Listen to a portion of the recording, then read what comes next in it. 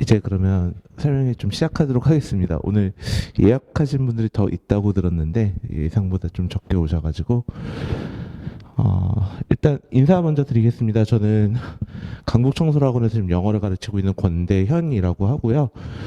오늘 설명해 주제는 선독고 영어 내신 어떻게 하면 좀 잘 할 수 있을지 방법론과 그리고 선배들이 어떻게 하면 좀 내신에서 탁월성을 얻을 수 있었는지 이런 사례들에 대해서 설명드리려고 오늘 좀 준비를 했습니다. 그래서 먼저 간단히 제 인사 좀 소개 먼저 드리면요. 저는 이제 감청에서 영어 가르치고 있고 뭐 그 전에는 뭐 한림학원하고 이런 곳에서 이제 강의를 해왔던 경력이 좀 있고요. 그리고 선덕고 같은 경우는 제가 2012년 이후로 거의 한 10년 정도 지금 꾸준히 학교별 전담반 강의를 해오고 있고 연평균 신입생들 기준으로 적게는 뭐 한 20명에서 30명 정도 그리고 뭐 많을 때는 한 해에 한 50명 정도 학생들이 저희 수업을 지금 수강을 하고 있을 정도로 제 개인적으로도 선덕고가 이제 수강생 비중이 좀 많다 보니까 제가 좀 따로 신경을 많이 쓰고 있는 상황이고요. 오늘 설명의 내용도 그래서 내신이 곧 한 이제 2, 3주 안에 내신 공부를 시작을 해야 되는데 학생들이 이제 내신 공부를 할 때 좀 부담이 많을 것 같아서 어떻게 하면 좀 잘할 수 있을지 좀 설명을 드리고자 이렇게 좀 설명의 내용을 준비하게 되었습니다. 오늘 그래서 설명의 내용은 크게 한 3가지 정도의 파트로 구성이 되어 있습니다. 첫 번째는 이제 내신 학습법하고 이제 요 시기 때 챙겨야 될 체크리스트들 그리고 두 번째로 이제 선독고 친구들 같은 경우에는 아무래도 내신하고 정시 비중을 어떻게 잡아가야 될지 그리고 학습을 할 때 어디에 더 중점을 둬야 될지 비율은 어느 정도로 해야 될지 이런 부분에서 좀 고민들이 많은 것 같아요. 그래가지고 학교의 재학생들 중에서도 상위권 학생들 같은 경우는 이제 수시를 쓴다고 하는 친구도 있고 이제 중하위권 학생들 같은 경우는 아예 수시는 배제하고 정시만 한다고 하는 경우도 있는데 저희가 현장에서 이제 아이들 지도를 하다 보면은 그렇게 한쪽만 선택하는 게 그렇게 바람직한 방향도 아니고 실제로 아이들이 3학년에 대해서 원서를 쓸 때 보여주는 모습도 아니기는 하더라고요. 그러니까 다시 말씀드리자면은 정시를 준비하겠다고 하는 친구도 결국엔 고3 원서 쓰는 시점이 되면 수시에 대해서 관심을 갖게 되고 또 반대로 이제 수시 중심으로 생각을 하고 있다라고 이제 학생부까지 잘 돼 있다고 하는 수시를 중심으로 하겠다고 하는 상위권 학생들조차도 나중에 이제 원서 쓸 때 돼서 보면은 정시로 뭐 이제 상위권 대학을 진학을 하게 된다던가 이렇게 좀 저희가 처음에 평소에 생각하는 것과는 좀 다른 모습의 형태로 입시나 진학이 이루어지는 경우들이 많이 있기 때문에 이 양쪽에 대해서 어떻게 좀 대비를 할 수 있을지 그 부분에 대해서 좀 설명을 드리고자 하고요. 마지막으로 이제 이런 부분들이 좀 궁금하실 거예요. 그래서 지난 몇 년간 선배들 중에서 그래도 내신이나 이런 데서 탁월성을 얻었던 친구들은 어떤 특징이 있나 이런 것들 3가지 주제에 대해서 저 나름대로 좀 내용을 구성을 해왔고요. 뭐 순서는 이렇게 제가 간단하게 1번 항목 뭐 2번 항목 뭐 이렇게 하기보다는 요 3가지 주제에 대한 답을 오늘 설명회 때 차근차근히 좀 풀어서 말씀드린다라고 보시면 될 것 같습니다. 자, 일단 먼저 선덕고 영어 내신 같은 경우에 어떤 것들이 있는지 좀 핵심 요소들, 중요한 요소들 좀 정리를 해드리도록 하고 그리고 공부법도 좀 말씀을 드리도록 하겠습니다. 먼저 상단에 있는 표를 좀 보시죠. 요거는 저희가 스테나인 등급표라고 하는데요. 저희가 일반적으로 상대평가를 할 때 사용을 하는 개념에 해당이 되는 도표죠. 그래서 우리 친구들이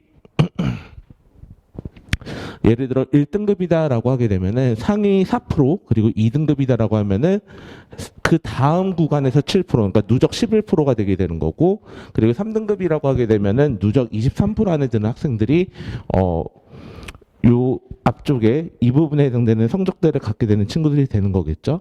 그래서 우리가 보통 성적에 대해서 말씀을 하거나 이야기를 하게 될 때 많이들 이야기를 하시는 게 등급을 기준으로 많이 말씀들을 하시는데 사실 입시에서는 그렇게 등급이 의미 있다라고 보시기는 좀 그래요. 왜냐하면 같은 3등급 내에서도 누적 백분위로 봤을 때는 지금 11%니까 12%부터 23%까지면은 전체 응시 인원의 10%가 넘는 인원이거든요. 그래서 3등급 앞쪽에 있느냐, 3등급 뒤쪽에 있느냐도 실제로는 점수 차이가 굉장히 크게 나기 때문에 등급으로 그냥 기계적으로 나누시기보다는 내신도 웬만하면 석차를 보시는 게 가장 정확하다고 보여지기는 해요.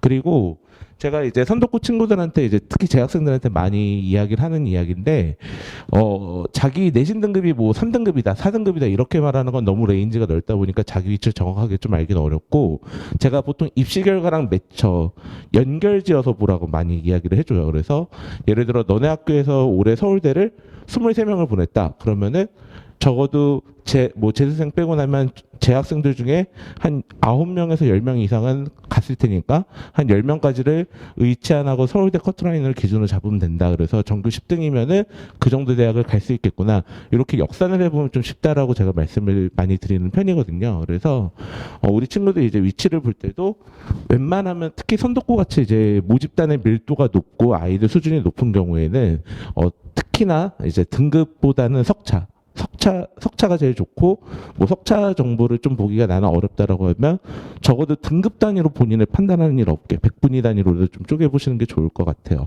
그래서 저희가 보면은 이제 크게 이렇게 4%, 7%, 12%, 17%에서 구간별로 나눠져 있으니까 사실 3등급이라고 하더라도 3등급 꼭대기면 선덕고 기준으로는 한 12%에서 23% 범위니까 전교생 300명, 올해 같은 경우 360명인가요? 300명 기준으로 했을 때 석차가 그렇게 낮지 않거든요. 그래서 본인이 생각하고 있는 위치랑 실제 위치랑 꽤나 차이가 클 수가 있다는 거. 그래서 성적표도 좀 바로 보기가 좀 필요하다는 말씀을 좀 드리고 싶고요.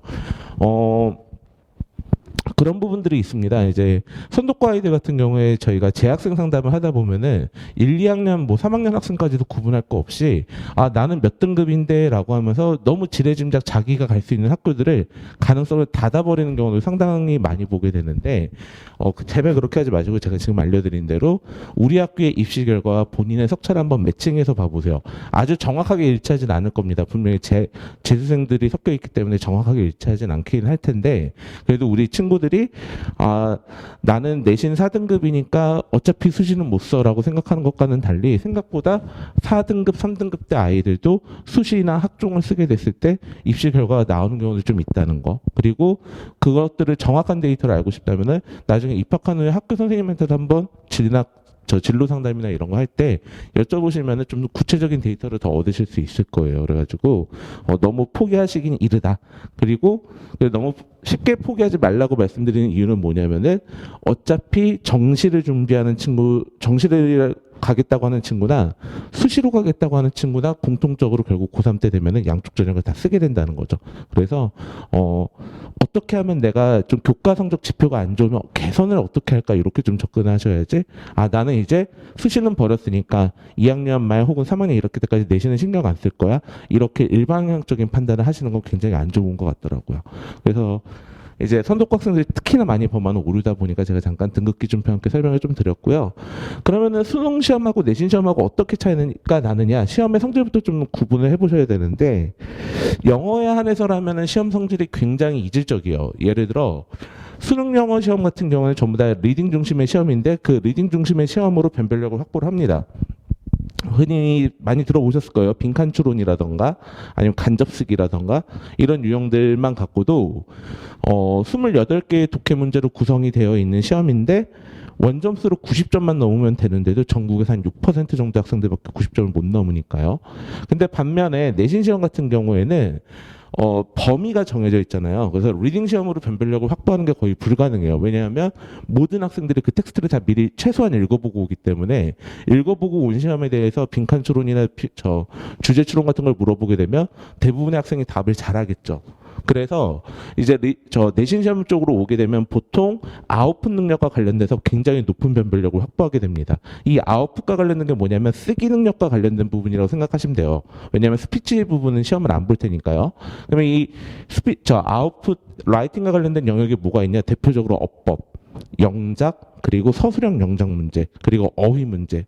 이제 제가 뒤에서 설명드릴 건데 선덕고 같은 경우는 어휘까지 한 요 4가지 유형이 중점적으로 어려운 유형이다라고 판단하시면 되겠습니다. 그리고 지금 제가 말씀드린 이 4가지 유형에서 실질 배점이 거의 30점이 넘게 돼요. 그 중에서 다 맞추는 친구, 0점에 가까운 친구가 사실 1에서 5등급까지 분포를 대부분 다 확보한다고 보시면 될 것 같아요. 그러면 리딩 시험은 거의 기능을 하지 않나요? 라고 생각을 하실 수도 있는데 보통 내신 시험에서는 요 주제 문제, 순서 문제, 빈칸 문제 이런 문제들이 어떤 기능을 담당을 하냐면은 각 과목마다 평균이 필요하잖아요. 미니멈 평균이 필요하다 보니까 이 지지선을 만들어주는 역할을 해요. 그래서 아예 공부를 못했던 친구도 최소 30점에서 50점은 맞을 수 있게 하기 위해서 최소한의 문제들을 배치를 해가지고 적어도 그래도 저희 선도고 다니는 친구들이면은 이제 내신 공부할 때 영어 같은 경우는 한 번 다 읽어는 보고 오거든요. 그러면은 읽어보고 온 친구들 요 정도 맞추겠지라고 해서 기본 점수를 주는 역할을 담당을 하게 되고 실제 배점으로는 한 50점 조금 더 넘어요. 요 리딩 파트 점수들이. 근데 많은 아이들이 이제 상위권 아이들 같은 거의 만점에 가까운 점수 그리고 3등급 이하의 학생들부터는 여기서부터도 마이너스 1점, 2점, 3점, 4점 이렇게 조금씩 감점이 되긴 하는데 그 감점폭이라고 하는 것도 어떻게 보면은 등급을 가르는 으로서 기능을 하게 되겠죠. 그래서 약간의 변별력은 존재할 수 있다. 그래서 제가 내신 시험을 설명을 드릴 때 보통 어떻게 말씀드리냐면요. 요 리딩과 관련된 독해와 관련된 유형이 평균을 만드는 건데 이쪽 파트 유형은 점수가 얼만큼 안 나갔냐가 중요해요. 그러니까 마이너스 1점이냐 0점이냐 10점이냐가 중요한 거고 요 아웃풋과 관련된 부분이 서술형 포함하면 대략 45점 이상이 되는데 요 45점 이상 되는 유형에서는 얼마만큼 맞춰내느냐가 중요합니다. 제가 이게 공식적인 자료에는 쓰기 어려운 내용이라 제가 구체적인 숫자를 적진 않았는데 실제로 지난 3년간 신입생들 1학년 시험들 데이터만 말씀을 드리자면은 서술형 같은 경우에는 45점 기준으로 했을 때 거의 한 0.5 정도 곱하면 중간값이라고 보시면 돼요. 그러니까 대부분 아이들이 45점 중에 한 절반 정도 날려먹었다고 보시면 되겠고 독해 유형 같은 경우에는 사실 제가 시험 때마다 굉장히 강조를 하는 건데 영작 문제 하나 좀 못 맞춰도 괜찮으니까 제발 좀 쉬운 문제라도 다 맞추고 실수를 줄여달라고 늘 요구를 하거든요. 근데 실제로 성적 데이터를 저희가 수집을 해보면은 요 리딩 파트에서도 의외로 10점 이상씩 나가는 친구들 꽤 많습니다. 그래서 양쪽을 다 이제 점수 관리 잘 하셔야 되는데 그러지 못해서 생기는 사고들이 많다 보니 내신에서 좀 탁월성을 얻기 위해서는 이런 부분들 좀 고려를 잘 하셔야죠. 고려를 잘해서 대응 전략을 짜야 될 것 같고요. 수능 시험하고 내신 시험하고 분명히 이렇게 시험의 특성이 다르기 때문에 각각의 시험의 특성에 맞춰서 좀 맞춤형 공부가 좀 필요하다는 점 다시 한번 설명을 드리도록 하겠습니다. 자, 그러면 이제 입학을 하게 되면 보게 되는 평가가 지필 평가가 전부냐? 그렇진 않습니다. 그래갖고 실제로 선도고 내신은 이렇게 크게 세 가지 축으로 구성이 된다고 보시면 돼요. 작년, 그러니까 올해부터는 학생부 교과 전형이 조금 늘어났다고는 하는데 사실상 교과 전형을 쓸 일은 거의 없다고 보시면 되거든요. 그러면은 학생부 종합 전형 아니면 정시로 이제 우리 아이들이 대학을 가야 되기 때문에 종합 전형으로 가게 됐을 때는 저희가 학생부에서 세특 분야도 사실은 내신 평가라고 생각하고 미리 같이 관리를 해주셔야 돼요. 왜냐하면 지난 10년간 생기부 관련해서 좀 워낙 뉴스들이 많았잖아요. 그래가지고 간소화 정책들이 이루어지다 보니까 생기부에 기록을 할 수 있는 항목들이 점점 줄어들고 있어요. 예를 들어 뭐 자소서부터 시작을 해가지고 없어지고 있는 항목들이 너무 많고 동아리도 이제 자율 동아리는 더 이상 쓰지 못하고 공식 동아리만 쓸 수 있고 하다 보니까 우리 아이의 우수성을 나타낼 수 있는 게 세부 능력 특기 사항 말고는 사실 거의 없거든요.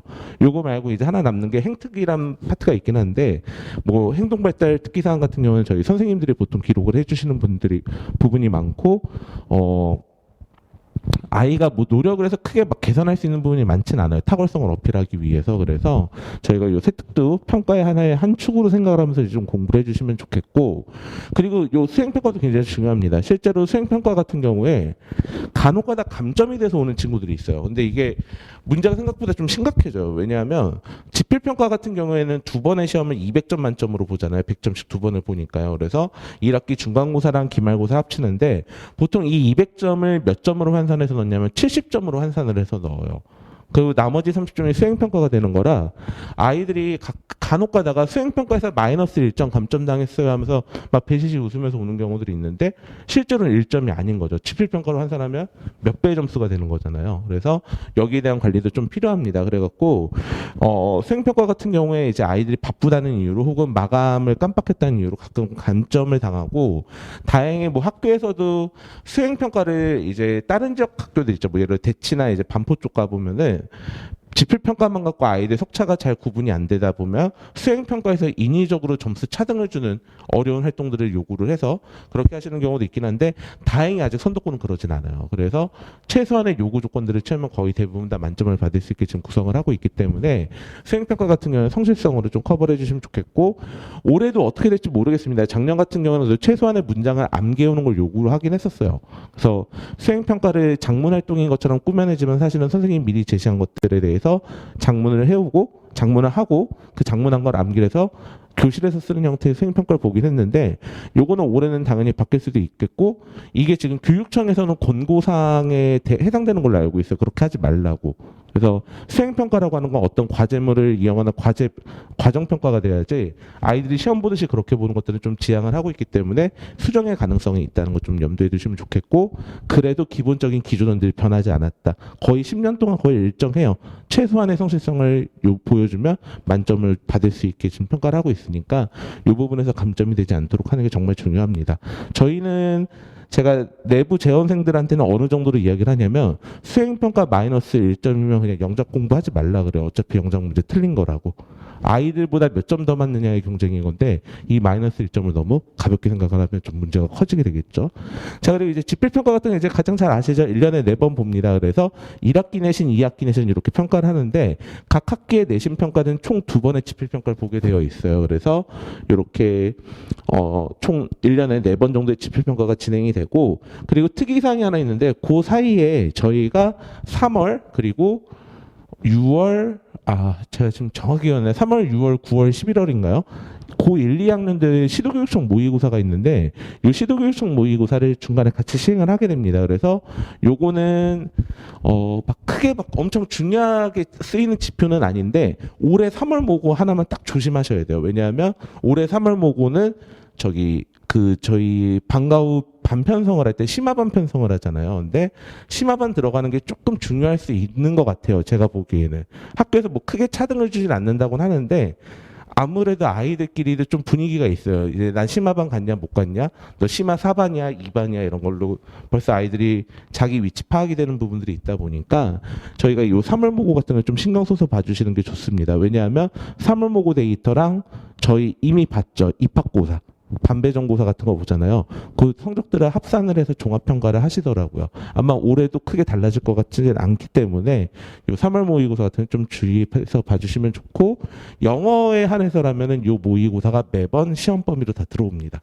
그래서 따로 수업을 하거나 그러진 않고요. 그냥 이번에 3월 모의고사였으니까 중간고사는 당연히 3월 모의고사도 들어가는 거 이렇게 해서 아이들에게 좀 부담을 주고 있는 상황이에요. 자, 그러면 평가의 구성은 어떻게 되느냐? 문항을 이제 제가 이제 선덕고 요 내신 분석 설명을 벌써 올해 하면 벌써 한 11년 차 정도 한 것 같아요. 매년 하고 있는데 언제부턴가 이제 거의 대부분 학원에서 이 내신 분석 설명회라는 걸 하고 있죠. 그리고 저도 궁금하니까 가끔 찾아봐요. 이제 뭐 저만 갖고 있는 생각이 너무 고착화되면 안 되니까 다른 선생님들은 어떻게 바라보나 이런 얘기를 하는데 이런 형식적 분석에 대해서 되게 신경들을 많이 쓰시더라고요. 그래서 문항이 어떤 유형에서 어떤 파트가 얼마나 나왔고 막 이런 것들 이야기하시는데 사실 문항 개수 세는 거는 저희 학교 홈페이지 가면 지금 작년도에 봤던 지필평가 시험지에 원한지 다 다운로드 받을 수 있거든요. 학생이 봐도 돼요. 근데 학생들한테 진짜 필요한 정보는 뭐냐면은 실제로 물리적으로는 객관식이 3분의 2가 나오고 3분의 1 정도가 서술형 유형이 된다. 뭐 이런 숫자가 중요한 게 아니라 그러면 작년에 평가를 할 때 아이들은 실제로 어디서 점수가 많이 나갔는지 그리고 어떤 유형이 실제로 평가 기능이 강력했고 어떤 유형은 평가 기능이 약했는지 이런 것들을 좀 분류해서 보는 안목이 더 저는 중요하다고 생각을 하거든요. 일단 예를 들어서 요 객관식 유형 같은 경우에 아까 말씀드렸던 보통 대부분의 리딩 파트 영역이랑 약간의 어법 문제가 섞여 있어요. 어법 문제가 객관식에서만 한 4개에서 5개 정도 나온다고 보시면 됩니다. 5개 정도면 점수로 환산했을 때 보통 몇 점 정도가 되냐면은 18점 정도가 나와요. 여기에서 0점이냐 18점이냐로 벌써 20점 가까이 점수 격차가 벌어지게 되겠죠. 그리고 이 서술형 같은 경우에 어법 문제가 있는데 서술형 같은 경우도 아이들이 0점이 속출하게 되면 저희가 보기에 좀 명구스럽잖아요. 그래가지고 서술형의 한 8문제 정도의 문제가 나오면은 기본 문제로 줄 수 있는 쉬운 문제들이 한두 문제가 포함이 되어 있어요. 그래서 공부를 잘 못하는 친구도 한 3점에서 7점 정도는 받을 수 있게. 하지만은 많은 아이들이 이제 이제 상위권 아이들 변별력을 확보하면서 아이들의 석차를 좀 구분을 해줘야 되는 기능을 해야 되는 문제다 보니까 어법 문제라든지 영장 문제라든지 이런 것들이 조금 더 구성이 돼서 뭐 예를 들어 서술형이 8개 나온다라고 했을 때 6문제 정도는 좀 이제 평가 기능이 강한 문제들로 구성이 된다는 거. 그리고 작년하고 재작년 시험을 기준으로 했을 때는 얘가 오히려 굉장히 뭐랄까요, 놓치기 쉬운 근데 강력한 기능을 했던 유형이었어요. 그래서 작년에 이제 작년 시험지를 작년에 시험 상황을 모르는 채로 시험지만 보게 됐을 때는 그냥 어휘 문제 나왔구나 하고 가볍게 넘어갈 수가 있는데, 작년 저희 시험 상황을 좀 설명을 드리자면 1학기 중간고사 때 이 어휘 문제가 6개가 나왔는데요. 6개 다 맞은 친구가 전교에 30명도 안 됐어요. 그러니까 단어장 외우면 당연히 맞출 수 있는 문제 아니야? 라고 생각하시면 좀 곤란하다는 거죠. 그래갖고 실제 시험 문제는 어떻게 나왔었냐면은 단어장을 다 외웠으니까 그걸 기반으로 독해 능력과 결합된 형태의 어휘 문제들이 나왔는데, 이 부분이 아이들에게서 굉장히 높은 허들이 된 거죠. 읽어보지도 않은 예문에 대해서 어휘의 적절성을 판단하라고까지 요구한다고? 그럼 이거는 어떻게 대비를 해야 되지? 라고 했을 때 아이들 입장에서 현실적으로 할 수 있는 게 단어장 열심히 단어 외우는 거 말고는 없었거든요. 그래가지고 영어를, 우리가 흔히 말하는 영어 실력이 좀 부족한 친구들이 기본적으로 해서 오답을 최소 3개 내지 2개를 깔고 갔어요. 그럼 그것만 해도 10점이 넘다 보니까 선독고 영어 내신 못하겠다 이러면서 좀 아이들이 좀 어려워하고 좀 답답함을 느끼고 이런 경험들이 좀 많이 있었죠. 그래서 저희가 이제 형식적 분류보다는 저는 이런 것들에 더 중요하다고 생각을 합니다. 그래서 우리 친구들이 올해도 요거 많이 신경을 써야 되는데, 올해 단어장이 바뀌신 건 알고 얘긴 들으셨죠? 이미 부교재 발표가 다 났으니까요.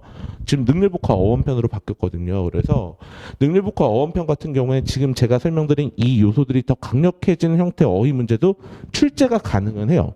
그렇게 나올지 안 나올지 모르겠습니다. 그러니까 이거는 제가 점쟁이도 아니고 함부로 예측하기가 힘든 게, 작년에 이렇게 어휘 문제가 좀 비정상적으로 평가 기능이 강화가 돼가지고 이거를 잘 푸는 친구는 1, 2등급이 나오고 못 푸는 친구는 영어를 곧잘 하는데도 3초까지 내려와야 되는 상황을 학교 선생님이 바람직하게 여기셨다면 올해도 반복이 될 거고요. 작년보다는 조금 덜 내야지라고 한다면은 단어 암기만 해도 어느 정도는 맞출 수 있게 그 기준선을 좀 끌어올리시긴 하겠죠. 저 개인적으로 예상을 하는 거는 작년보다 좀 덜하지 않을까 생각을 해요. 그러니까 작년엔 너무 심했으니까. 예를 들어 6개 중에 3개밖에 못 맞추는 건 좀 힘들잖아요. 단어 열심히 외웠는데. 그래서 단어를 그래도 다 외운 친구들이 한 4개, 5개 정도 맞출 수 있게 조금은 조정을 하지 않으실까 예상은 되긴 하는데, 갑자기 엄청 쉬워지진 않을 것 같은 느낌은 있어요. 그래가지고 저희가 올해 이제 이것도 좀 대비를 해야 되겠고, 제가 이제 저희 끝날갈 무렵에 저희 단톡방 설명을 드릴 건데, 저희 수강생 단톡방 들어와 있으면 제가 3월에 요 어휘 강의는 무료로 제공을 할 거예요. 그래서 언제 할 거냐면은, 아직 구체적으로 시간대나 이런 게 나오진 않았는데, 아이들 학교 등교하기 전에 한 30분 정도 간단하게 들을 수 있게 해서 일주일에 한 2번에서 1번 정도 아이들 시험 범위에 해당되는 것들을 좀 강의를 해주려고 해요. 어원 강의다 보니까 수업을 듣다 보면 좀 쉽게 외워지는 것도 있어서, 이제 요거는 이제 저희가 또 어떻게 보면 저도 강사로서 이제 제가 제 커리어 유지하는데 선독고가 많은 도움을 줬기 때문에 매년 이렇게 뭔가 좀 저 나름대로 뭔가 돌려주려고 이런 것들을 하거든요. 그래서 올해도 무료 강의를 좀 진행할 수 있다는 거, 그리고 그런 것들이 있으면은 웬만하면 그냥 듣게 해주세요. 아침에 6시 한 반 정도에 시작해서 7시에는 등교해야 되니까 그 전에 가급적 7시엔 끝내려고 할 거거든요. 아니면은 아이들이 너무 힘들다 하면은 뭐 이제 등교하는 과정에서 이제 뭐 저희 셀룰러나 이런 걸 이동하면서도 들을 수 있으니까 뭐 그렇게라도 볼 수 있게 제가 올려드릴 예정이라서, 아니면은 뭐 라이브로 듣기 너무 힘든 상황이다라면 다운로드 받을 수 있게도 제가 제공을 해드릴 거예요. 그래가지고 이렇게 단어 강의 들으면서 3월에 미리 대비를 좀 했으면 좋겠다. 그래서 제가 이렇게 무료 강의까지 하는 이유는 딱 하나예요. 그 정도로 중요했었기 때문에 그래요. 작년에 내신 공부 열심히 시켰던 상위권 학생이 한 명 있었습니다. 리딩 파트 거의 다 맞았어요. 그래가지고 야, 너 이제 거의 이 정도면은 1등급도 충분히 나오고 과목 숙제도 꽤 높겠다라고 했는데, 이 친구가 2등급도 관심 받았어요. 왜냐면 어휘에서만 4개인가 나갔거든요. 그래가지고 이 친구가 기말에는 정신 차리고 해가지고 열심히 복구를 했는데도 2등급이었어요.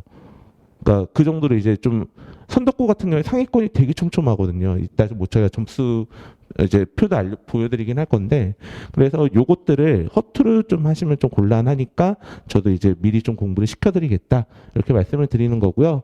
그러면 대체 이제 선덕고에서 영어를 잘하려면 어떤 것들을 챙겨야 되냐라고 질문들을 많이 받게 되고, 거기에 대해서 제가 말씀드리는 내용은 요약하면 이런 것들이 돼요. 요거 저 뒤에 제가 혹시 몰라서 인쇄물을 준비해드렸어요. 저걸로 보시면 됩니다. 그래서 보통 어떤 걸로 좀 중요하냐면요. 크게 두 가지 축이 있는데, 하나는 영어 실력 자체에 대한 공부도 많이 필요해요. 솔직히 말씀드리자면. 왜냐하면 내신 대비 때 강좌만으로 예상하거나 대비할 수 없는 영역들이 상당히 많이 있거든요. 그래가지고 우리 친구들이 이제 시험 공부를 열심히 한 다음에 시험장에 가서 문제를 풀다가 좌절하는 경우들이 꽤 많아요. 아니, 나는 내신 공부 되게 열심히 했는데 이거 대체 어떻게 풀지? 근데 어떤 친구는 그걸 꾸역꾸역 풀어내거든요. 근데 또 반대되는 상황도 있어요. 작년에 이제 제가 데리고 있던 상위권 학생들 중에 그런 친구들 은근히 많았는데, 영어 능력은 굉장히 탁월해요. 그래서 영어 능력이 워낙 좋다 보니까 내신 공부는 좀 싫어합니다. 굳이 이거 왜 해야 돼? 이거 나 그냥 읽고 다 이해할 수 있는 건데. 근데 영어 내신 시험으로 써야 되는 공부들이나 좀 지루한 작업들이 있잖아요. 그걸 조금 소홀히 해요. 그러면 기가 막히게 또 그 친구들도 점수가 뚝뚝뚝뚝 떨어져서 80초반밖에 안 나옵니다. 80초반이면 4등급이거든요, 거의. 그래서 우리 친구들이 이제 이 양쪽에 대해서 밸런스를 잘 잡아주셔야 돼요. 나는 영어 기본적인 실력이 모자르다는 친구들은 내신 대비하는 1년에 4개월을 제외한 나머지 8개월 동안 장기적인 플랜을 갖고 올해 1년 동안 영어 능력을 계속 강화를 시켜주셔야 됩니다. 여기서 말하는 영어 능력은 크게 세 가지 정도가 있을 텐데요. 하나는 일단 문장을 구조 분석하면서 해석할 수 있는 능력. 두 번째는요, 글의 내용을 요약 정리할 수 있는 능력, 핵심 정보를 파악하는 것들. 그리고 마지막 세 번째가 어휘력인데, 어휘력은 단어를 그냥 외우는 게 어휘력은 아니거든요. 예를 들어 특정한 단어가 어떤 뉘앙스를 갖고 있고, 이 단어는 어떤 쓰임새를 가지고 있고, 이 동사는 어떤 유시지를 가지고 있고, 이 동사는 어떤 식의 문장 구조를 자주 만들어내는가, 이런 정보들이 되게 방대하게 데이터베이스가 쌓여 있어야 돼요. 그럼 이거를 하기 위해서 가장 좋은 공부는 뭐냐? 리딩 공부인데, 이 리딩 공부가 사실은 수능 공부기도 한 거죠. 그래서 어차피 선덕고에서 고1, 2 내신 열심히 하시려고 하다 보면은 자연스럽게 아까 보여드렸던 리딩에 대한 공부와 아웃풋, 라이팅에 대한 공부가 같이 밸런스를 맞추는 수밖에 없거든요. 그래서 저는 영어 과목에 한해서라면은, 영어는 제가 정시로라서 정시 수능 공부만 할 거예요.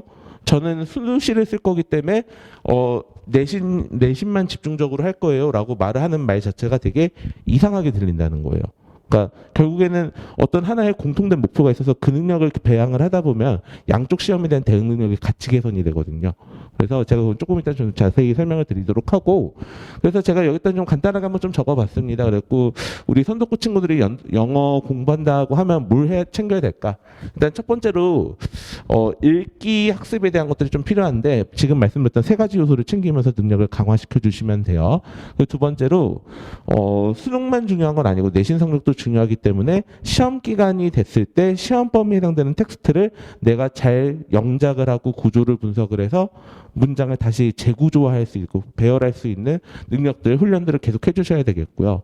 세 번째로 이제 선덕고에서 좀 많이 강조되는 포인트가 될 것 같은데, 시험 범위가 많아요. 그래서 한 40지문 정도의 교과서 외의 지문이 시험 범위로 들어오다 보니까 많은 아이들이 그 40개 정도에 해당되는 지문의 내용을 암기하느라고 많은 시간을 허비를 하는데, 어떤 친구들은 그걸 굳이 암기하지 않아도 내용을 자연스럽게 습득하는 친구들이 있거든요.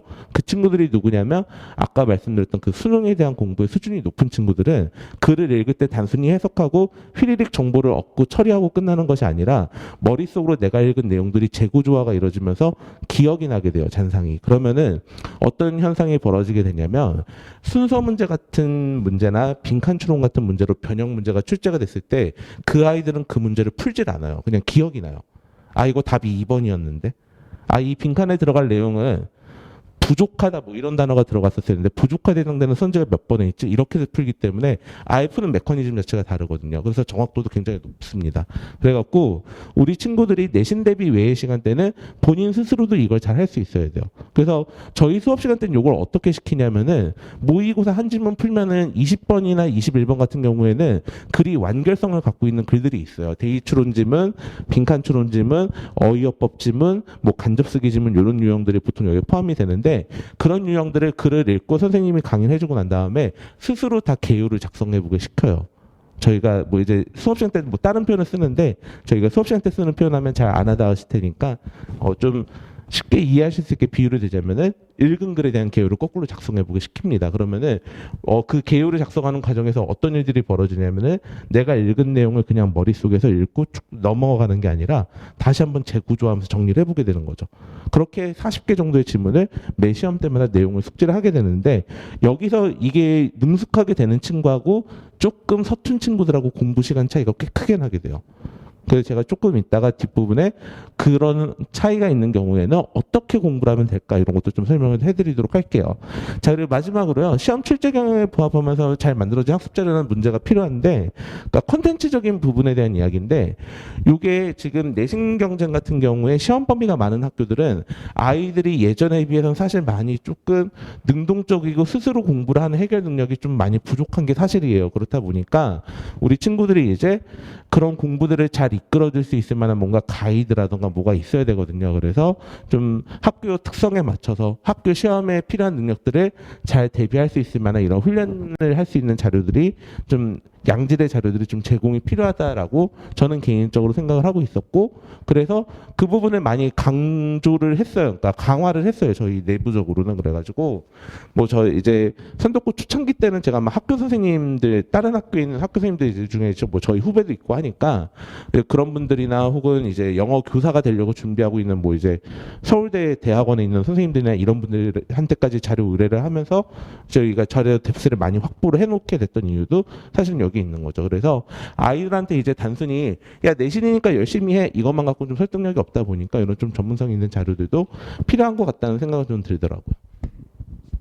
그러면은 이제 이렇게 대략적으로 이런 시험인데 어떻게 공부를 해야 되느냐?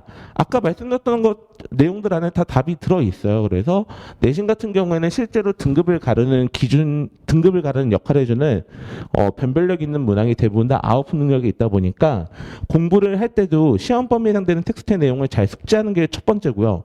두 번째는 그 텍스트에 해당되는 내용을 내가 쓸 수 있는가 이걸 생각을 하시면 돼요. 지금 제가 드린 이 표현을 누군가는 정리하지 못해서 외운다라고 표현을 하는 건데 제가 장담하는데 못 외울 겁니다. 중학교 시험 범위 기준으로 그냥 단순히 산술적으로만 계산했을 때요. 중학교 시험 대비 한 선도고 같은 게 한 7배 이상 늘어나게 돼요. 텍스트가. 근데 저희 아이들이 중학교 3학년 때 내신 대비하면서 시험 범위 되게 쉽게 외웠나요? 그것도 되게 어렵게 외웠는데 그걸 7배, 많게는 한 10배 정도 되는 텍스트량을 단기간에 외운다? 이거 무리가 있겠죠. 그래서 뭔가 좀 보조적인 뭔가 방법이 필요해요. 아이들이 제한된 시간 내에 이것들을 처리할 수 있게 해주는. 그리고 저희가 경험적으로 봤을 때 이 시험 범위를 기계적으로 무지성으로 암기하는 친구들은 보통 실수가 나서 어차피 틀리더라고요. 그래서 이 실수를 줄이기 위해서라면 이해가 뭔가 기반이 돼야 되고 그 이해라고 하는 것, 특히나 문장에 대한 이해를 만들어주는 바탕이라고 하는 건 결국 뭐냐면은 문법이거든요. 그래서 어법적인 지식들의 기본기가 탄탄할 필요가 있다. 그래서 저희 같은 경우에 이제 윈터 때 제가 윈터 수업 때도 그렇고 이제 윈터 수업이 종료되고 지금 2월 단과 수업도 그런 부분들을 많이 강조를 하고 있어요. 문장 구조론이라든지 고등학생으로서 반드시 알아야 할 필수 어법 내용들 개념 정리를 한다든지 이런 것들 많이 하고 있고요.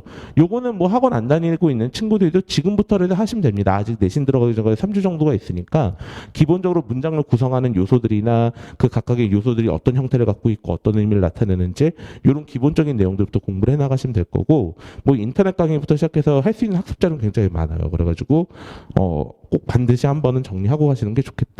그럼 수능 같은 경우는 어떻게 공부를 하면 되냐? 이 중심축이 리딩으로만 다시 넘어오시면 돼요. 그러니까 수능하고 내신하고 리딩 문제 유형이 다르진 않습니다. 특히나 선도권은 모의고사의 출제 방식을 그대로 따라가는데 차이는 이거예요. 내신은 미리 그 텍스트를 읽어본다는 거, 모의고사는 처음 보는 텍스트라는 거. 그래서 내신하고 수능이 형식은 완전히 동일하지만 공부하는 방식이 달라질 수밖에 없는 이유가 여기에 있는 거겠고요. 그리고 어휘 같은 경우에는 제가 제일 강조하는 건 이 내용인데, 이 내용 학생들은 되게 질색하는데, 영어 단어 뜨담기는요 그걸로 끝나는 게 아니라 그게 이제 시작인 거거든요. 예를 들어 해피란 단어가 있으면 해피가 행복한이라는 기본 뜻이 있지, 암기를 하고 난 다음에 해피란 단어에 어휘력이 생기기 시작을 해요. 근데 많은 친구들이 내가 해피는 행복한이라고 외웠으니까 공부가 끝났겠지라고 착각을 하다 보니까 보통 사고가 나게 되죠. 그래서 이제 저희 지금 선독고 반에도 아이들이 몇 명 있는데 그 친구들은 지금 벌써 외우기 시작을 했어요. 그냥. 그래서 제가 지금 개인적으로 목표로 갖고 있는 거는 보통 중간고사 때 대의 기준 한 15개 정도가 들어갑니다. 그러면 한 600단어 정도. 그리고 학교 선생님이 이제 계약을 한 다음에 실제로 아이들 지도를 해보니까 아이들이 영어 단어 외우는 거 되게 싫어하네. 특히 남학생들 많이 싫어하잖아요. 그래서 좀 속도가 많이 더디네라고 하면은 작년 같은 경우는 7개로 줄여주셨어요. 300개로.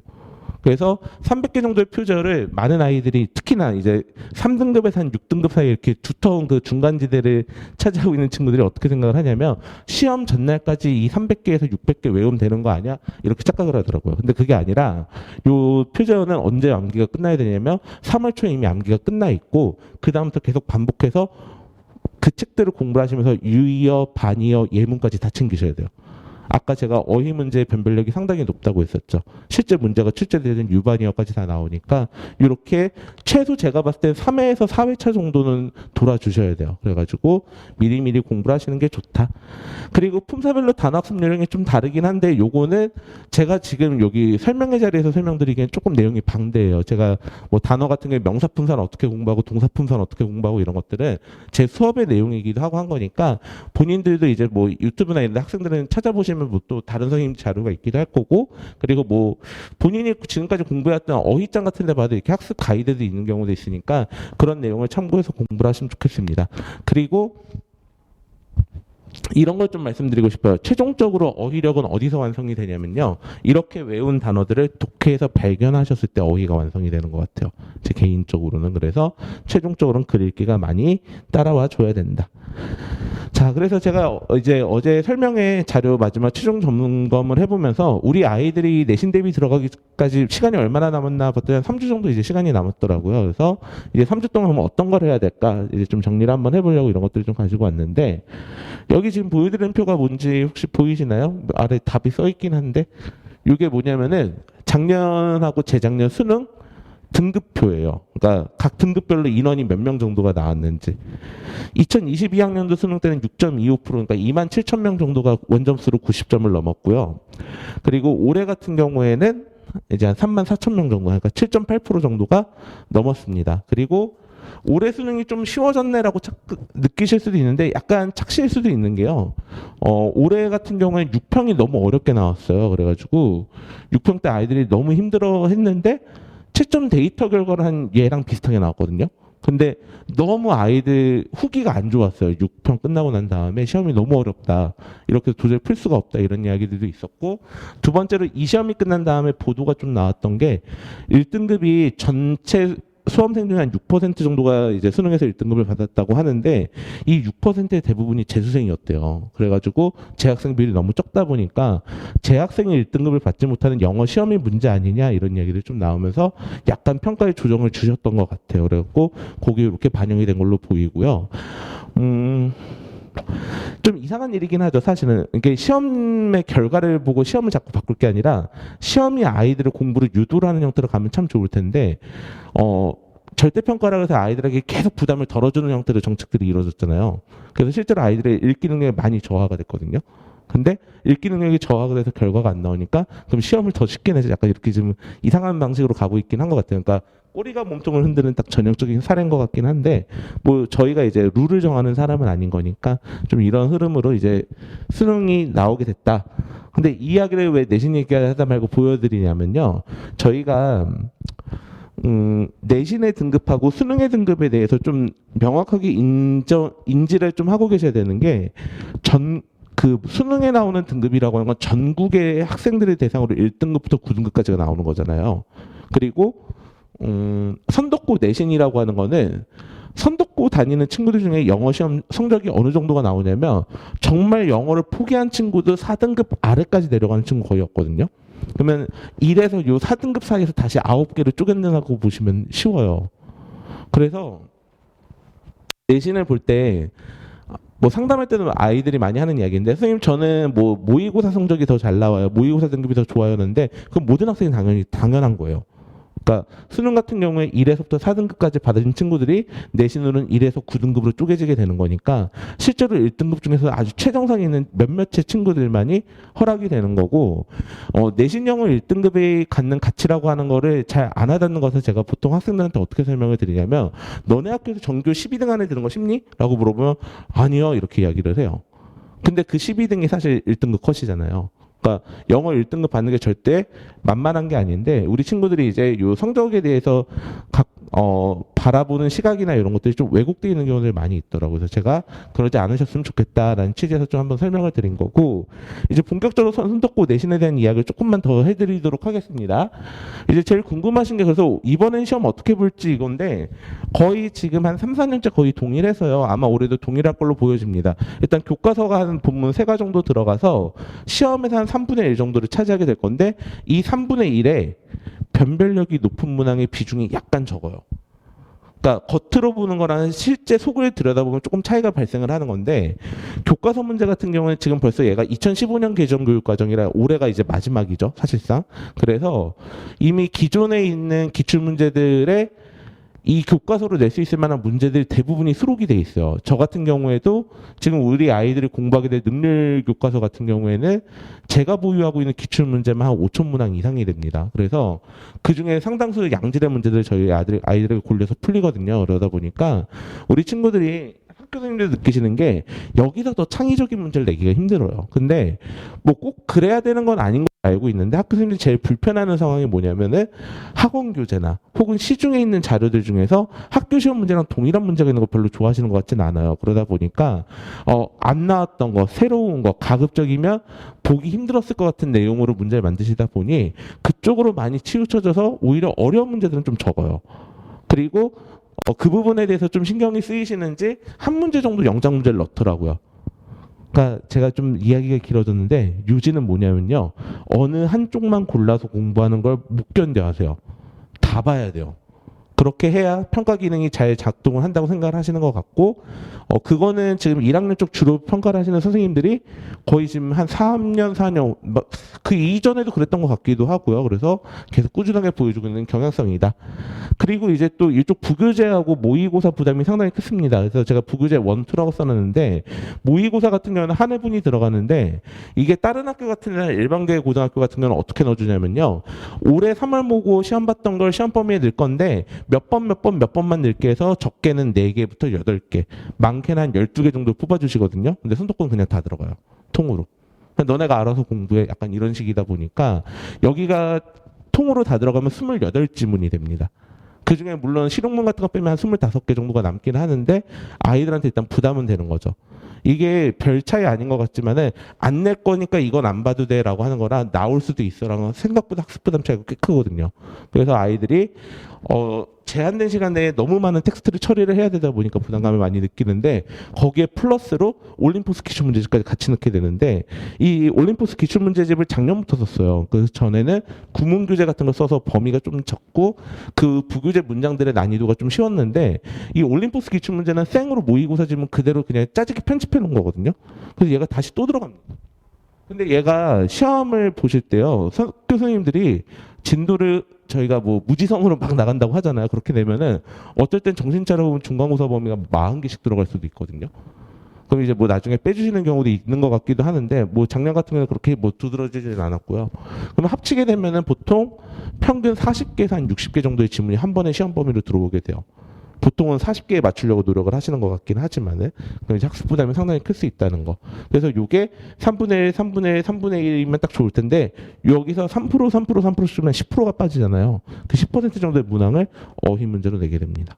그래서 작년 같은 경우는 워드마스터 고등 컴플리트라고 하나 어려운 단어장을 썼어요.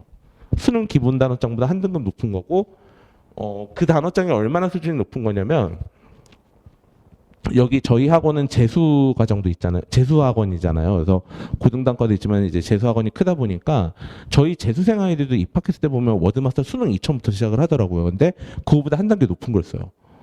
그 다음 그 위에는 하이퍼밖에 없을 정도로 높은 건데, 그걸 골라놓고 아이들에게 학교에서 제시를 했던 건 뭐냐면, 너네 좀 어려운 단어도 외워라. 쉬운 단어만 외우려고 하지 말고, 이렇게 하면서 처음에 제시를 했어요. 그리고 시험도 15개 볼 것처럼 이야기를 했다가 막상 계약을 하고 아이들이 단어 공부하는 모양새를 보니 야, 이거 좀 무리가 있구나 해서 나중에 7개로 줄여주긴 했습니다.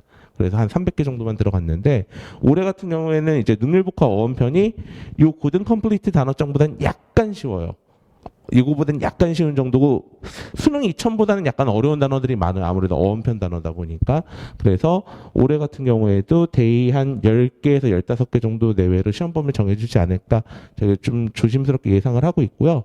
그리고 이거는 좀 조심스럽긴 한데 아마 아이들이 외우는 속도가 다른 단어장에서 굉장히 처지게 될 거예요. 왜냐하면 수능 2000 같은 워드마스터 수능 2000 같은 기본 단어장들은 아이들이 데이 1에 40개 정도의 표저가 있게 됐을 때 많게는 한 35개에서 7개까지도 아는 단어라서 사실 아이들은 데이 하나 외웠다고 하지만 실제로 한 4, 5개 외우는 거거든요. 근데 능률북화 어원편 같은 경우에는 이제 어원 기준으로 하다 보니까 중간에 한 3분의 1에서 절반 이상 모르는 단어일 수도 있어요. 제가 지금 말씀드린 건 상위권 기준으로요. 그래서 이제 외우는 시간이 좀 더 걸릴 수 있다는 거. 그래서 미리미리 좀 공부를 하시는 게 필요하다.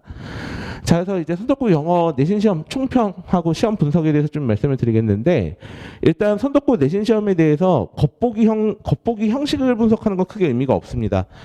크게 두 가지 포인트 잡으시면 되는데요. 하나는 모집단의 수준에 대한 인식을 정확하게 하고 계셔야 돼요. 모집단 수준이 매우 높다는 거. 올해는요, 작년보다 더 높을 거예요.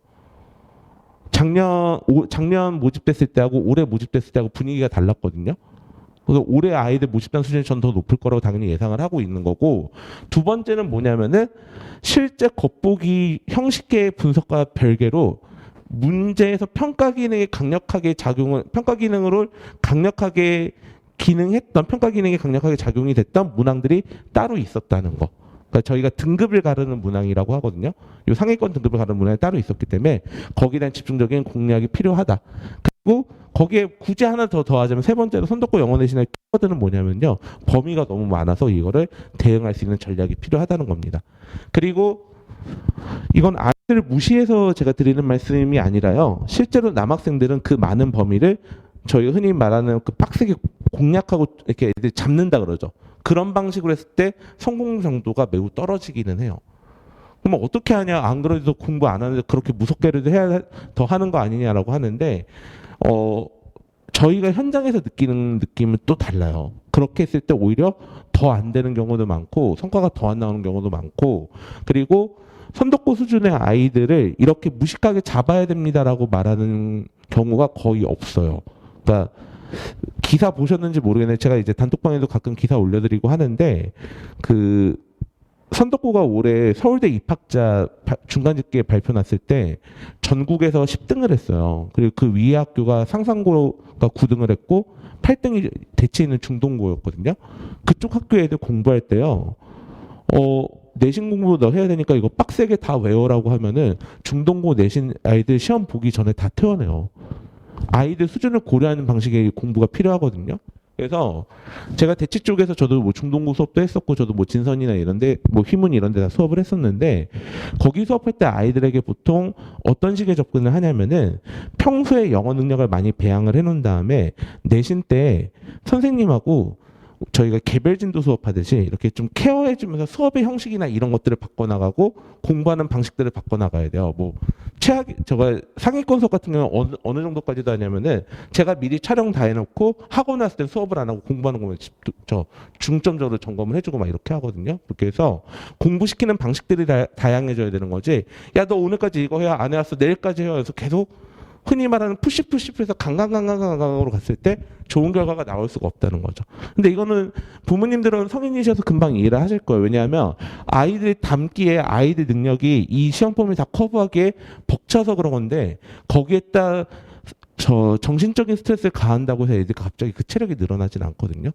그러니까 오히려 부러지기 쉬운 거고, 그러다 보니까 실제로 저희가 선독고 강좌 운영을 하다 보면은 고2 때 제가 작년 같은 경우에 저희 신입생 중에 1학기 내신 대비할 때 피크치가 52명을 찍었어요. 제 수업을 들은 애가 전교생 중에 1학년 중에서. 근데 그 2학년 그 친구들 2학년 올라갈 때요. 그 반에 52명 중에 10명 후반대만 남아요. 나머지 애들 물어보면 선생님 저 이제 수학하려고요. 저 이제 내신 안 하고 정시만 해서요. 이런 친구들이 나오게 되는데 제가 아까 말씀드렸잖아요. 한쪽만 고르면 안 돼. 양쪽을 다 해야 된다고. 머리론 이해를 한다. 영어 하기가 너무 싫어지는 거예요. 그래서 선덕고 아이들 같은 경우는 특히나 2학년 때 영어 내신 이탈률이 굉장히 높습니다. 그래서 그렇게 하지 않으셨으면 좋겠어요. 시험 범위가 많으니까 여기 근처 공부방 가서 무섭게 해주는 선생님한테 맨날 붙어 있으면 성적이 나오겠지? 나올 수도 있는데요. 그건 아이가 굉장히 수용적일 때요. 그러니까 아이의 수준이 굉장히 우수하고 아이의 인성이나 성품이 굉장히 좀 유순한 친구들이면 가능한데 보통 대부분의 친구는 그게 잘 안 되다 보니까 오히려 제가 그냥 개인적으로 느끼기에는 영어를 포기하는 길로 가는 길이 되더라고요. 그래서 좀 우리가 접근에 달리해 볼 필요가 좀 있을 것처럼 보이고요. 그리고 세 번째로 이제 여러 영역을 고루 평가하는 시험이다 보니까 그냥 팔방미인이 돼야 되는데 사실 이렇게 공부시키니까 아이들의 입결이 좋았던 거 아닐까요? 이렇게 공부시키니까. 그래서 여러 가지 이제 특정한 영역만 편식해서는 안 되고 다양하게 해야 됩니다. 다만 근데 이제 여러 가지를 많은 시험 범위를 여러 가지를 골고루 물어보는 문제다 보니까 좋은 점도 있어요. 긍정적인 면도 있는데 그게 뭐냐면은 예전에 2010년 후반때 대진여고 시험 문제가 그랬는데 아예 못 풀겠는 문제가 나오진 않아요. 그러니까 대진여고 제가 한 2017년, 18년 때까지로 기억을 하는데 그때까지 영어 기출 문제가 어떤 식으로 나왔었냐면은 영어 선생님 저도 서술형 문제 푸는데 10분 넘게 걸렸던 문제들이 있어요. 단어가 생각이 안 나더라고요. 그래서 이거 뭘로 넣어야 되지 이러면서 너무 어려워서 와 이거 학생 전교에서 몇 명이나 맞출까 생각이 드는 문제들이 있었고 실제로 알아보면 뭐 1명 내지 2명 맞췄다는 뭐 그런 문제들이 있는데 선독구는 적어도 그런 문제는 없습니다. 그래서 각 문항마다 기대 정답률이 뭐 적게는 한 20% 이상 한 10%대까지라도 누군가는 써서 맞출 만한 법한 문제들을 골고루 다양하게 내서 이제 저희가 평가를 하는 거니까 영어를 어렸을 때부터 엄청 잘해야 정복이 가능하겠구나 이런 정도의 벅찬 느낌이 있는 문제는 좀 덜해서 도전을 해볼 만하다. 그리고 중간부터 공부를 시작한 친구도 다시 반전을 꾀할 만하다. 그렇게 저는 개인적으로 생각을 하는 시험입니다. 그리고 이제 등급별 커트라인은 요거는 그냥 참고만 하세요. 이게 딱 정해져 있던 그런 건 아니고요. 그 시험마다 약간 다르긴 한데 약간 시험이 풀만하게 나오면 1등급 커트라인 같은 경우 96.7점까지도 나오기는 해요. 그래서 보통 한 요 정도 구간대에서 등급 기준선을 잡으려고 한다. 그리고 학교 선생님들이 머릿속에도 한 이 정도 기준치를 갖고 계신 것 같아요. 제가 보기에는. 이제 제가 선덕고 영어 선생님들이 내신 문제 추적하면서 공부한 지 이제 한 10년이 넘어가다 보니까 그냥 제가 느껴지기엔 좀 이런 느낌들이 있어요. 그래가지고 전교생 중에 4% 학생들이 2개 내지 3개만 틀리게 이 정도로 문제 구성을 하시려고 하는 거구나 이렇게 좀 보여지고요. 작년 같은 경우에도 시험이 계속 이래요. 한번 어렵게 내봐요. 근데 아이들이 1컷이 90점이 나오면은 그 다음 시험은 조금 쉽게 내보세요. 그래서 조금 오늘 올라가야지라는 생각이 드시니까 그러면은 갑자기 1컷이 96, 7까지 뛰어요. 그럼 합쳐보면 이렇게 중간값 정도가 나오게 되는 거죠. 이렇게 좀 이제 조정을 해주시더라고요. 올해도 아마 비슷할 겁니다. 자, 그리고 넘어가서 이제 선덕고 내신 강좌랑 컨텐츠 했는데 요거는 제가 간략하게만 설명드리려고 해요. 뭐 자료는 제가 되게 많이 넣어놨는데 사실 뭐 제 강의 홍보 내용인 거고 저는 이런 사람입니다 뭐 이런 내용인 거라 제가 이렇게 뭐 직접적인 설명을 드릴 건 많지는 않고요. 이제 제가 몇 가지 말씀드리고 싶은 포인트만 딱 정리해서 한 10분 내에 마무리를 해드리도록 하겠습니다. 일단은 제가 봤을 때 선독과 아이들은 저는 이걸 지금 몇 년째 하고 있는 이야기인데 외부에서 보는 거에 비해서 아이들 내부 수준이 상당히 높아요. 그리고 올해같이 이제 이렇게 서울대 입결이 좋은 상황이 생길 게 언젠가는 올 거라고 저는 생각을 했었고요. 왜냐하면 제가 이제 수업을 여기 강북청소라고 작년까지 여기 선덕고 앞에 필과수라는 학원이 있어요. 그래서 거기서 강의를 했었었고, 그러고 이제 대치 이렇게 세 군데서 주로 수업을 했었는데 대치랑 선덕고 애들이랑 선덕고 학원하고 왔다 갔다 하면서 느낀 게 뭐냐면 언제부턴가 격차가 계속 줄어드는 게 보이더라고요. 수학 같은 경우는 수준이 아이들이 상당히 많이 올라왔어요. 근데 영어 같은 경우에는 아주 솔직히 말씀드리면 대치 쪽 애들하고 실력 격차가 좀 큰 편이기는 해요. 근데 뭐 입시에서 영어가 엄청 중요한 건 아니잖아요. 솔직히 대학을 결정하는 건 아니고 대학교 안에서 과를 결정하는 정도의 영향력만 있는 거니까 아이들이 생각보다 우수한 자원이다라는 생각은 드는데 이 우수한 자원인 아이들을 공부시키는 방식이 너무 옛날 것의 방식이 될 필요는 없다고 생각합니다. 그렇다고 해서 관리가 안 중요하다고 말씀드리는 건 아니에요. 저도 누구보다도 관리가 중요하고 아이들을 세심하게 공부시키는 게 되게 중요하다고 생각하는 입장인데 근데 이런 것들이 있어요. 예를 들어 아이들에게 야 무섭게 하면서 오늘까지 이거 다 해와 너 이거 안 했어? 미쳤어? 이렇게 하는 공부가 정말로 좋은 관리냐 이건 거예요. 그러니까 아이들이 충분히 학습 능력이 있고 머리도 있는 친구들을 다루는 방식이 무슨 중학교 때 아이들 영어 내신 대비하듯이 너 오늘 이거 안 하면 나한테 진짜 혼나? 그래서 혼내켜요. 그리고 다음날 만나서 또 마음을 풀어줘요. 그 다음날 너 이것까지 해와. 그리고 이걸 반복하면서 지지고 볶고 하다 보면은 결국 남는 거는 불쾌한 감정밖에 안 남거든요. 우리 아이들이 더 이상 어렸을 때 처음에 초기 단계 교육을 받는 수준의 아이들이 아니라는 걸 좀 인정을 해주셔야 돼요. 그래서 오히려 진짜 중요한 방법이나 관리라고 하는 건 뭐냐면은 올바른 방법을 납득 가능한 방법을 알려주고 거기에 맞춰서 충분한 그 방법을 훈련할 수 있는 자료들을 만들어주고 그 다음에 거기에 그런 우리가 해온 과정을 증명할 수 있을 만한 충분한 양질의 문제들을 제공을 해주고 그러면서 내 스스로 우리가 메타인지라 그러잖아요. 내 학습이 얼마큼 잘 돼 있는지 점검할 수 있게 가이드를 잡아주는 게 관리인 거지. 그냥 뭐 오늘 단어 그래서 몇 개 외웠어. 20개밖에 안 외웠어. 너 죽을래? 이렇게 하는 거는 사실은 바람직한 공부는 아니라는 거죠. 특히나 선독고 정도 수준의 아이들에게는 안 맞아요. 제가 예를 들어 대체에서 중동이나 휘문이나 중산이나 이런 뭐 저 또 많이 가르쳐놨던 학교가 세화여고 이런 데를 많이 가르쳤었는데 이런 학교에도 그렇게 공부시키면요 다들 싫어하죠. 오히려 아이들에게 진짜 체감이 되는 좋은 관리라고 하는 건 이런 것들이었어요. 처음에 제가 이런 형태의 수업을 했을 때 욕을 많이 먹었는데 학원에 왔을 때 수업을 안 했어요. 어떤 반들은.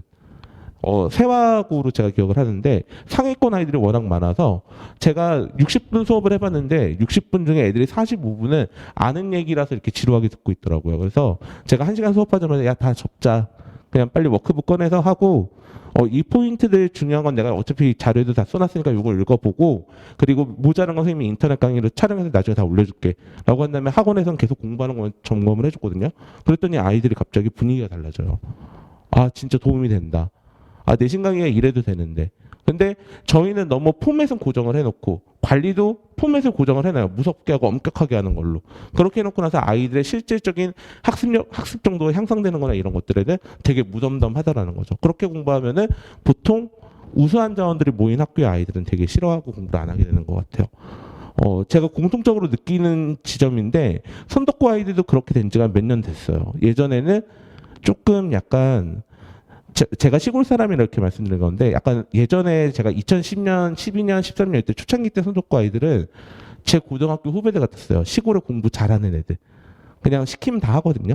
그러니까 수학 문제집 주고 이거 다 외워야 돼 하면 그냥 외우고 공부 방법이 좀 약간 어설퍼도 선생님을 절대적으로 신뢰하면서 이렇게 성실함으로 커버하는 공부였다면은 요새 선독고 신입생 아이들 저희가 면담해보고 이야기 나눠보면은 진짜 영민한 게 느껴져요. 그러니까 머리에 누적이는 지식의 양과는 별개로 사고 능력이나 이런 것들이 많이 개선이 되고 아이들 수준이 좋아진 건 느껴지거든요. 그러면은 거기에 맞춘 공부가 좀 필요하지 않을까라는 생각이 좀 듭니다. 그래서 너무 이렇게 강강강강으로 푸시만 하실 필요는 없다고 저는 느껴지고 제가 누구보다도 선독고 아이들 제일 많이 봤잖아요. 그러니까 비공식적인 집계라서 뭐 저희도 뭐 자신 있게 말씀 못 드리는데 제가 작년에 제일 많이 가르쳤을 때 1학년 52명 가르쳤다고 아까 말씀드렸잖아요. 전교생이 300명인데 그럼 6명 중에 1명꼴로 제 수업 들은 거거든요. 그럼 제가 가장 많이 보지 않았을까요? 다른 학원에서 뭐 선독고반 해봐야 뭐 많이 해야 뭐 15명, 20명이라고 하니. 근데 그렇게 제가 2, 3년 정도 한 그렇게 50명 정도 30에서 50명 정도 가르치면서 느낀 건 뭐냐면은 아이들 수준이 상당히 올라왔다. 그러면 이제 거기에 걸맞는 공부를 시킬 필요가 있다.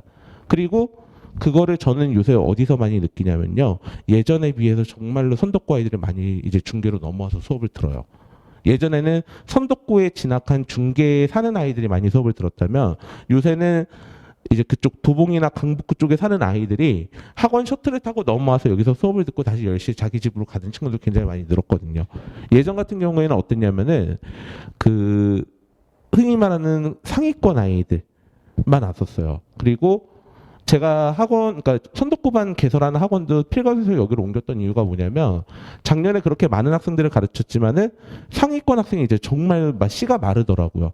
그러니까 상위권 아이들은 점점 더 일로 넘어와서 좋은 수업 듣고 나한테 지적인 만족감을 주고 새로운 인사이트를 주는 선생님들의 수업을 찾아서 듣는 것들이 느껴져서 저도 이제 그러면 중계 쪽에서 이제 선독고 강의를 해야겠다 해서 축을 옮겼던 거였고 아이들의 선호도도 그렇게 바뀌는 게 느껴집니다. 그러면은 올라간 수준에 맞춘 아이들 눈높이에 맞춘 강의나 컨텐츠 같은 게 좀 필요하겠죠.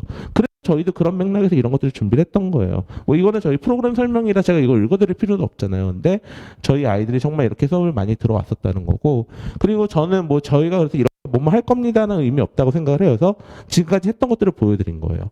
이게 표지만 이렇게 붙여놔서 좀 뭐지 싶으실 텐데 이게 뭐냐면 제가 2016년부터 월간 건대연이라는 이름을 했고 그 전에는 그냥 저의 내신 자료였겠죠. 이렇게 해서 선독고 같은 경우는 10년 넘게 이렇게 자료들을 DB를 구축을 해왔습니다. 그래서 아이들에게 좀 공부를 많이 가르치고 있고 그리고 요 3학년이 되면 제가 이제 아예 모의고사까지 제작해서 저희들 제공을 할 정도로 뭐 표현이 좀 웃기긴 한데요. 제가 대치랑 여기 왔다 갔다 하다 보니까 대치에서 하는 것들을 애들이 못 받는 경우들이 있어서 그런 게 되게 싫었어요. 그래서 야, 우리도 뭐 못할 거 있냐 이러면서 이제 그렇게 제작을 시작했던 모의고사였고 지금은 이제 그게 웬만한 대형 학원들에서는 많이들 하고 있죠. 근데 이제 대치에서는 2015년, 16년에 유행했던 문화들이라 그걸 저희가 2018년에 처음 도입을 해서 그때 이후로 계속 해오고 있는 작업이기도 합니다. 그래서 뭐 중요한 내용은 아니고요. 저희가 그 정도로 이제 아이들 공부하는 데 있어서는 남부럽지 않게 시키려고 노력을 많이 하고 있고 이번에 그래서 저희 입결이 되게 좋았을 때 기분이 정말 좋았어요. 그러니까 아 고생한 보람이 좀 있구나라고 느껴져서 저희가 2018년 이후로 고3 콘텐츠 투자까지 막 했어요. 뭐 물론 저희가 잘 가르쳐서 애들이 대학교를 간 건 아니긴 하겠지만은 어쨌든 영어도 이렇게 했으면 국어도 누군가 이렇게 했을 거고 수학도 어떤 선생님 누군가 이렇게 열심히 하셨을 거 아니에요. 그러니까 그런 결과들이 모여서 현역하고 재수생들 합쳐서 그래도 서울대 최종 합격한 친구가 전국에서 10위권 학교까지 올라왔으니까 되게 뿌듯하더라고요.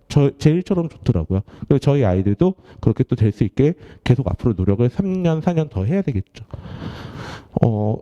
올해가 지금 랭킹가 한 15등 정도 올라간 거예요. 그러니까 고등학교 뭐 랭킹이 있는 건 아니지만 뭐 저희 서울대 합격자를 그냥 단순히 랭크를 매겨보자면 아이들이 많이 개선이 됐습니다. 그래서 저희 내신 강좌 같은 경우에도 허투루 안 하고요. 이렇게 이제 학교 시험들 분석 잘해서 학교 선생님이 요구하는 내용에 해당되는 것들 엄청나게 잘 선별해서 드리고 있고 자랑 하나 하자면은 저희가 한번 랜덤으로 뽑아서 분석을 해봤어요. 저희 시험 자료에서 학교 시험 문제랑 일치도가 얼마나 됐냐. 특수한 유형으로 했던 한두 문제 빼놓고 대부분 다 똑같은 문제가 거의 수록이 되어 있고 어법 문제 같은 경우는 저희가 자리값까지도 거의 정확하게 다 맞추고 있는데 이거는 왜 그러냐면 저희 능력이 우수해서가 아니라 그 정도로 선독고 시험이 굉장히 포멀하게 나오기 때문이에요. 나올 법한 것들 위주로 내기 때문에 그래서 공부하는 우수성, 성취성만 조금만 챙겨준다면은 저 시험을 잘 볼 수 있게 저희도 이렇게 자료를 계속 개선해 나가면서 아이들 공부시킬 거고요. 이렇게 자료 구성은 이렇게 저희가 4단계로 해서 아주 세심하게 그냥 읽고 이해하기 단계부터 시작을 해서 아웃풋 능력까지도 학원 자료만 열심히 잘 해도 형성이 될 수 있게 저희가 가이드를 만들어내고 있습니다. 그래서 이게 이거는 작년 표는 아니고 제가 잘못 넣었네요. 재작년 표기는 한데요. 재작년에 같은 경우에 이 정도로 이렇게 수록이 일치도가 높았었어요. 근데 뭐 적중이 뭐 중요하겠습니까? 저희 아이들이 실제로 푸느냐가 중요한 거죠. 그래서 참고로만 보시면 좋을 것 같고요. 그리고 저도 이렇게 뭐 학원 이제 이거는 전에 있던 학원 이제 필각 학원에서 있을 때 만든 자료 요청을 해서 만든 자료긴 한데 솔직히 말씀드리면 적중 별로 의미 없기는 해요. 아이들이 어떻게 공부하냐가 더 중요하긴 하죠. 자 넘어가서요. 그래갖고 저희 이제 실제 적중 사례들 궁금하실까봐 문제 이게 저희 내부에 있던 문제고 여기가 실제 기출 문제거든요. 이따 나중에라도 한번 비교해 보세요. 진짜 문제가 그냥 대충 비슷하니까 똑같은 게 나왔어요가 아니라 아예 문제 취지 자체가 거의 발문의 취지 자체가 일치하는 문제들인 것들이라서 보시면 이렇게 공부를 시켜주는구나 라고 하는 걸 직접 체감을 해보실 수 있을 것 같고요. 그렇게 해서 저희가 실제로 어느 정도냐면은 내신 같은 경우에는 사실 1등급이 이렇게 나올 수가 없죠. 학교 내 4%로 딱 고정이 돼 있으니까. 그래서 제가 이거 내신으로는 어떻게 지표를 설명드릴 수가 없어갖고, 저희 수강생 아이들이 보통 12개월에서 많이 들면 3년 내내 듣는 친구도 있지만 가장 많이 듣는 한 18개월 정도를 들어요. 그러니까 고등학교 3년 중에 절반을 저랑 보내는 거죠. 그 친구들의 성적을 조사를 해봤더니 한 요 정도 비중이 나오더라고요. 그리고 지금은 이제 여기서 요 3등급 비중이 더 줄어들고 있어요. 그 작년 같은 경우에는 저희 고3 졸업을 시킨 학생들 기준으로는 3등급이 0명이었습니다. 그래서 요거는 이제 전체 학년 기준을 이제 전체 학년 수강생들 기준으로 했을 때 영어 1등급 비중, 2등급 비중, 3등급 비중이 얼마인지 보여드렸던 거였고, 이제 저희가 적어도 저한테 믿고 맡겨주시면은 내신 관리 이렇게 열심히만 시켜도 수능 볼 때쯤 되면은 여기 이 3등급하고 4등급이 빵명일 정도로 만들어 드릴 수 있게 저희가 공부 잘 시키니까 혹시 이제 학원 알아보신다면 저희한테 보내주시면 저희가 잘 지도하도록 하겠고요. 3학년이 됐을 때는 지금 저희가 3년 연속 저 3등급이 없어요. 제 수강생들 중에는. 그러니까 전원 다 1, 2등급 맞았고, 제가 굉장히 개인적으로 되게 자부심 느껴하는 데이터, 결과거든요. 그러니까 보통 아이들이 영어 공부를 많이 하지 않는 상황임에도 불구하고 3등급이 나오면 대학교 진학에 큰 문제가 있다 보니까 아이들이 이제 내신은 가급적이면 최대한 높겠다고 싶어 하고 수능은 2등급 아래로만 안 내려가게 좀 해주세요. 이렇게 이야기를 하는데, 저희가 내신 중심으로 이렇게 수업을 했음에도 불구하고 3학년 됐을 때 수능에서는 지금 3등급이 0명이게 만든 지 벌써 3년이 됐다는 거, 이거 좀 이제 저희가 강조를 하고 싶고요. 그래서 뒤에 이 수강 후기도 저희가 예쁜 거 모아서 넣어놓은 게 아니라 그냥 제가 이거 수강 후기를 손을 안 댄 지가 좀 됐어요. 왜냐하면은 그냥 라이브로 받은 다음에 너무 이상하고 맞춤법 틀린 것만 빼놓고 그냥 그대로 제가 담아드렸거든요. 그래서 실제로 수업을 듣는 친구들이 어떻게 느꼈는지 한번 참고해 보시면 좋을 것 같습니다. 그래서 칭찬 일색이 아니라 중간에 보시면 막 이상한 말도 써 있어요. 뭐 선생님이 재미가 없다는 등, 뭐 선생님 수업이 처음에 이상했다는 등, 뭐 이런 얘기도 써 있는데, 제가 이걸 그냥 솔직하게 다 넣어드린 거는 뭐냐면은 제가 어떤 생각을 갖고 아이들을 가르치고 있고, 그래서 실제로 어떤 결과를 냈고, 그것들이 그 결과로서 증명이 어떻게 되는지 보여드리고 싶기도 했었지만, 아이들이 그 과정에서 어떻게 느끼고 어떤 감정으로 공부를 했는지도 되게 중요한 거잖아요. 그래서 그거 참고하시라고 이렇게 2페이지 넣어드린 거니까 한번 좀 보시면 좋을 것 같고요. 그래서 이렇게 해가지고 저희가 선도고 내신에 대해서 좀 길게 설명드렸네요. 거의 1시간 정도 설명을 드린 것 같은데, 요약하자면은 중요 포인트는 이겁니다. 생각보다 시험 범위가 많고요. 엄청 어려운 문제는 거의 나오지 않고요. 그래서 영어 능력을 기반으로 해서 내신 기간 때 집중적으로 학습을 하는 게 중요한데, 이럴 때 어떻게 공부를 해야 되는가, 그거에 대한 저의 나름의 답을 제시를 해드린 내용이었고, 나머지는 자료를 참고하시면 좋을 것 같아요.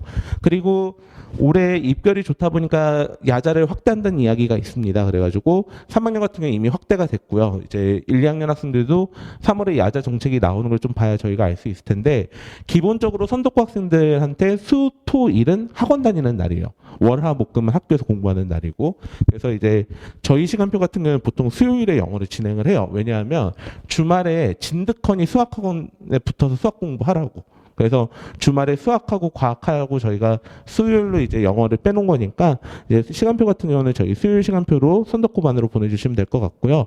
혹시 다른 학원 일정이 겹쳐서 뭐 예를 들어 선덕고 수학반 중에 수토나 수요일 시간표 쓰는 학원들이 있긴 하거든요. 이제 뭐 얘기를 들어보니까 뭐 이제 저는 사실 여기 학님이랑 뭐 다 아는 선생님들이에요. 서로 다 친하고 그래가지고 왜 시간표 그렇게 쓰냐 여쭤봤더니 뭐 선생님 휴일 문제도 있고 하다 보니까 주말 이틀 나오는 게 힘들어서 그렇게 하는 학원들도 있다고 하더라고요. 그래서 만약에 혹시 그런 일이 있게 되면은 시간표 안 맞으니까 듣고 싶은데 못 들어서 너무 아쉽다 이러지 마시고 편하게 문의 주시면 저도 한번 같이 방법을 좀 찾아보도록 하겠습니다. 그래서 제가 여기 제 휴대폰 번호도 뒤에 써놨거든요. 그래서 수강과 관련된 거 언제든지 편하게 문의 주셔도 좋고, 그리고 제가 이거는 이제 저희 학생들한테 많이 하는 이야기인데, 굳이 수업을 듣지 않더라도 저는 이렇게 설명한 번만 아주 다 인연이라고 생각을 하고, 이제 특히나 선도과 아이들 같은 경우는 제가 굉장히 신경을 많이 쓰는 편이라서 뭐 학습 관련해서 상담이나 질문이나 이런 것도 언제든지 편하게 하셔도 됩니다.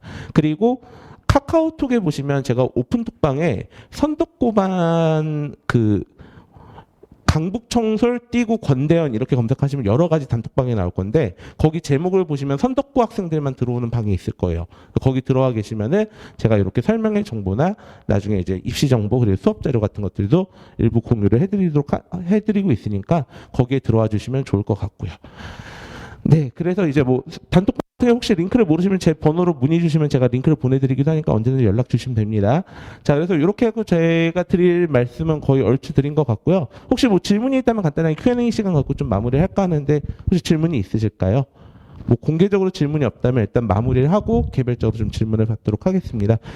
긴 시간인데 제가 사실 영어 단독 과목으로 이렇게 길게 설명을 하는 학원이 거의 없잖아요. 보통은 이제 국영수 합쳐가지고 뭐 20분 이렇게 짤막하게 하는데, 좀 실질적인 도움을 드리기 위한 정보들을 담다 보니까 제가 최소 3, 40분은 이야기를 해야겠더라고요. 그래서 인원이 굉장히 적게 오실 걸 알고 예상이 됐음에도 불구하고 제가 굳이 이렇게 단독으로 빼서 좀 학원에 부탁을 드렸어요. 좀 자리를 만들어 달라고. 그리고 제가 올해 이렇게 두어 번 정도는 더 할 겁니다. 그러니까 이슈가 있을 때만 할 거예요. 갑자기 뭐 긴급한 이슈가 생기거나 아니면 입시와 관련해서 뭐 큰 변화가 생기거나 하면은 저희가 이렇게 자리 만들어서 그래도 요 정도는 좀 아셔야 돼요. 라면서 꼭 알려드리는 자리 만들 테니까 저희 계속 이렇게 좀 저희랑 어떻게 라인을 좀 연결하고 계시면서 좀 안내를 받으실 수 있으셨으면 좋겠습니다.